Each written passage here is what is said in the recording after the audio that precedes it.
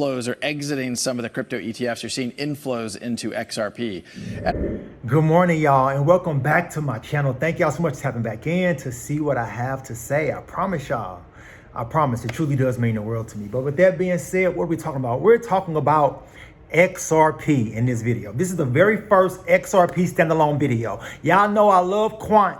Y'all know I love Hedera. But I'm gonna talk about XRP in this one because I feel like the partnerships that Ripple has cultivated globally is something to sit back and look at. All the banks, all of the businesses, all of the working relationships that they have, and they sit in a lot of the same rooms as Quant Network does. So that shows you that you can see the Internet of Value, XRP, and the Internet of Trust, Overledger, Quant's software as a service, working hand in hand, you know, in tandem, okay?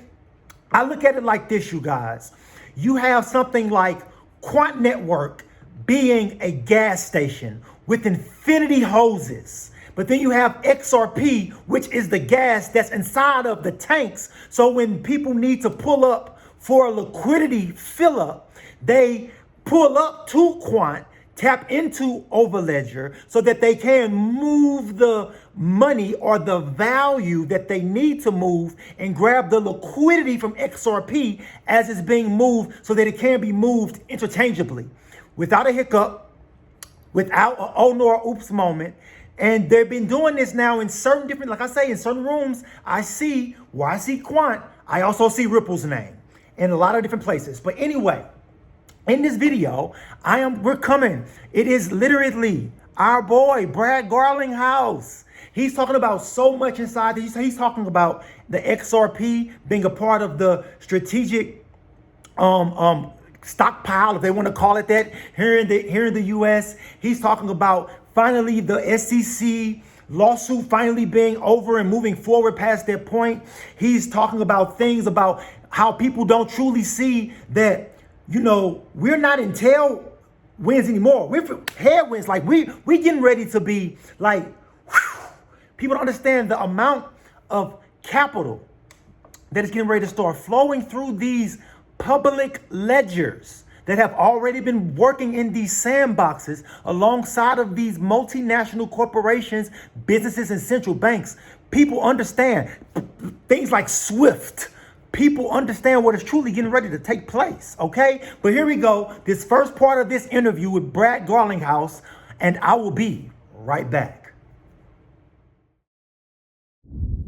Now we're welcomed into the White House, and that's just a massive change. I think we want this industry to thrive in the United States. We don't want to push it offshore where you have fewer regulations. I think the reason I keep pushing you too is because I think now it's widely accepted that this is a pro-crypto administration, but the details, that is what's causing an overhang, the uncertainty of the details. So to the extent you have confidence, right, about XRP being in that stockpile or otherwise getting more support for an ETF, for example, where does that confidence come from, and what kind of timeline do you see it happening on?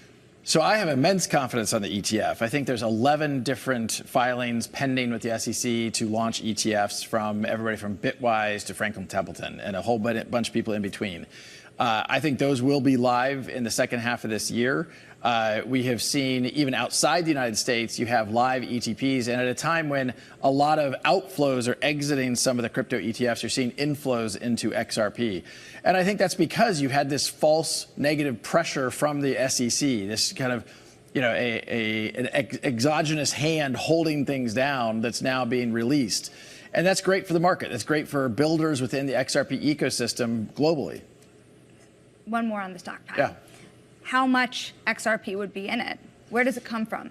Well, my understanding of what I read about I think there are some questions, and that, you know, the devil may be in the details as Treasury implements some of this. Absolutely in the details. But my understanding is that the stockpile will be represented by seized other cryptos other than Bitcoin that then will be in that stockpile. So to the extent that various law enforcement agencies have seized cryptos, which would include XRP, that those would go into the stockpile in addition to the Bitcoin strategic reserve. That's my understanding. We have been talking here about a big moment for you and for your company, of course, a rollback really of the tensions that had been brewing with the SEC. And let's talk about the next phase. One thing I'm really wondering about now that there's more clarity for you is that is an IPO, frankly, in your future now. We talk so much about the potential for the XRP token to be wrapped in an ETF. That is a method of listing. Right. So is listing possible now for you for Ripple? Well, it's certainly something that is possible. The United States SEC under Gensler was so hostile to this industry. I mean, ironically, they approved the S1 from Coinbase and then sued them for doing the things they said they were doing. So this SEC, fortunately, is going to be, I think, very constructive and positive for this industry. So I think that's available, and I think the company's at a stage where we could consider that. That being said, it isn't a huge priority. I think most companies are going public. Raising capital is something that is high on their radar. We have been in a very fortunate position to be able to grow the business organically. We're also, frankly, more proactive in looking at acquisitions. This is an industry that finally is going to be able to thrive in the United States, the largest economy in the world. And I think the industry is still underestimating the shift from the headwinds to the tailwinds. That's going to make a bigger difference than people think. And finally, the U.S. market is really unlocked. So it sounds like what you're saying, acquisitions are almost more of a priority now than an IPO for you. So then what would you be looking for to buy, and how big are you willing to go?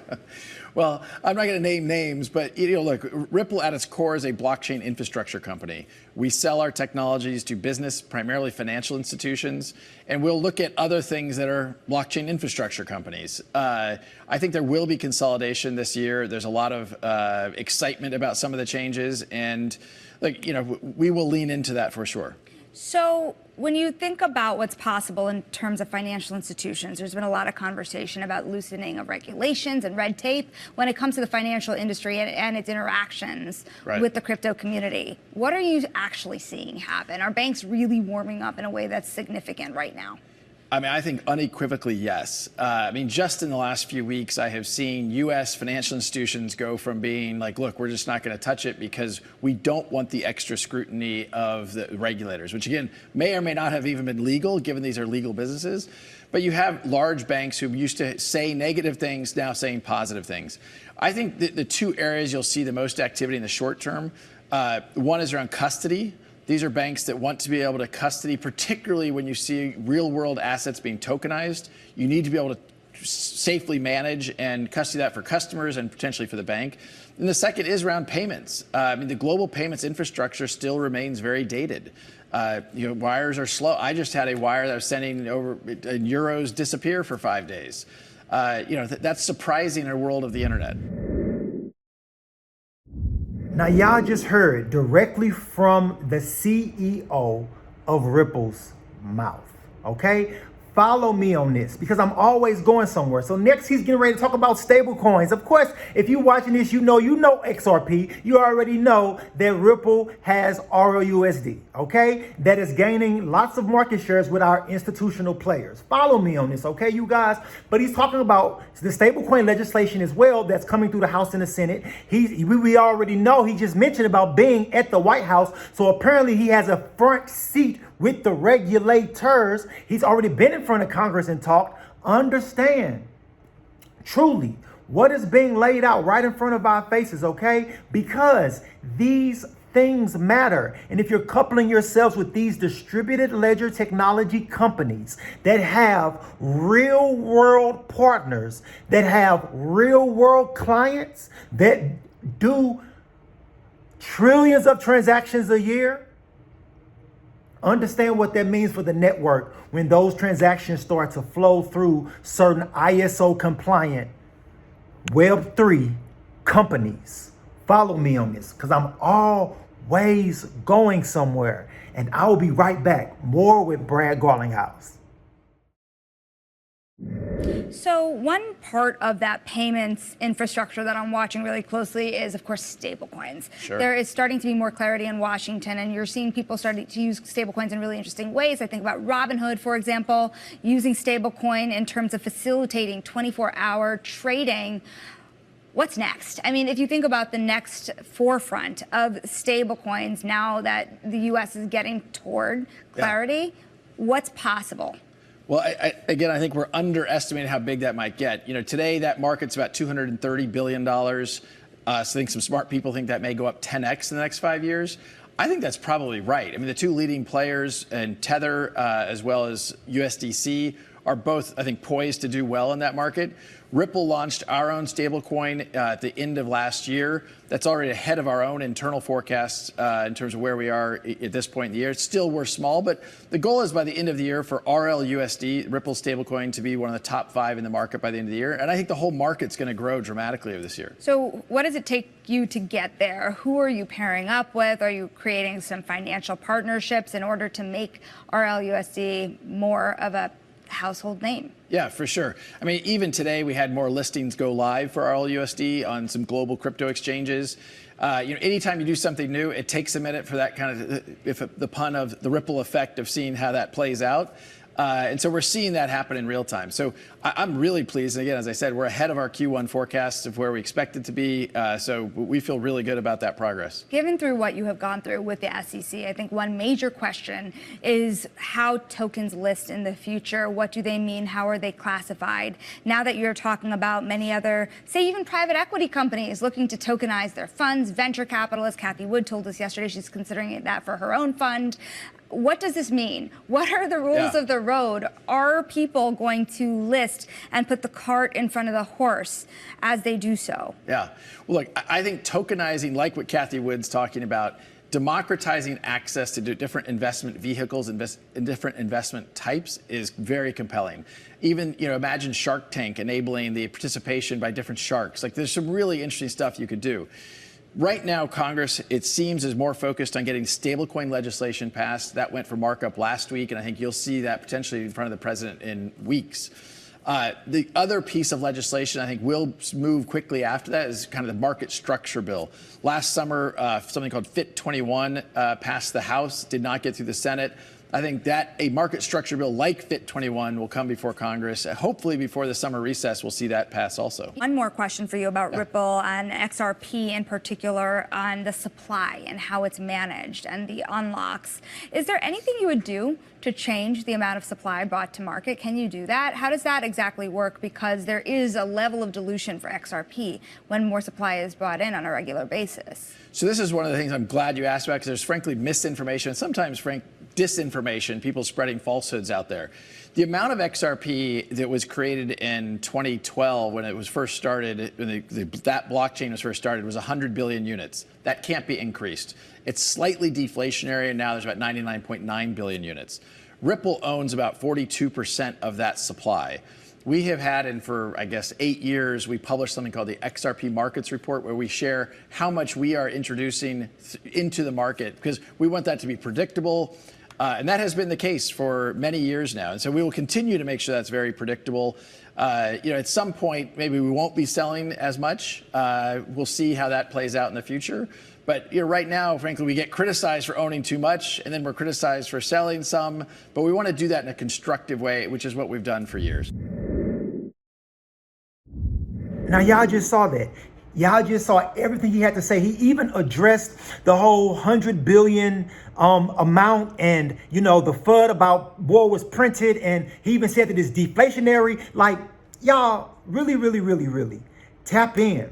You have players like a Ripple that utilizes the XRP ledger. You have players like a Hedera that have multiple brand name partnerships globally. You have players like a Crypto.com that literally is a bank, literally not trying to be, is officially a bank. They are a crypto exchange, and they are the American Stock Exchange. They are FDIC insured.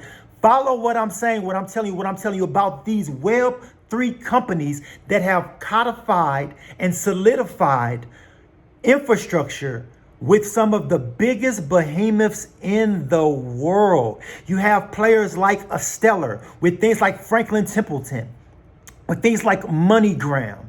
Stellar was just announced. I believe there was I believe it was XLM or XRP, but I think it was XLM. It's like $16 billion is getting ready to be tokenized on top of them. In one of the South, I think it was the Saudis, one of those countries over there in the Saudi Arabia region of the world. Forgive me about my geography right now, but truly understand that these players are building out critical infrastructure.